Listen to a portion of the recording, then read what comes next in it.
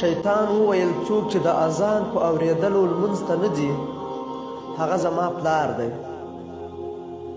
او له خپله ضرورت نه زیات چې کوم انسان زیات اسراف یعنی مصرف کوي هغه زما ورور دی څوک چې د امام څخه مخکې رکوع او سجده کوي زما زوی دی د میلمه په راتګ چې کومه ښځه غوسه کیږي هغه زما مور ده کومه ښځه چې څادر ټیکری په سر نه لري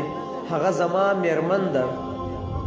څوک چې د بسم الله پرته په ډوډۍ خوړلو پیل کوي هغه زما لور او زوی دی او څوک چې زما دغه رازونه بل ته رسوي زما دښمن دی او څوک چې ګوري او بل ته یې نه رسوي هغه زما دوست دی نو ګرانو مسلمانانو ورونو له تاسو ټولو دا هیله کومه چې دا میسج یا دا ویډیو تر نورو مسلمانانو هم ورسوئ الله به یې اجرونه درکړي او ما شاه خالد وطن یار په خپلو نیکو دعاګانو کې یاد ساتئ الله مو تل آباد او خوشحال لره والسلام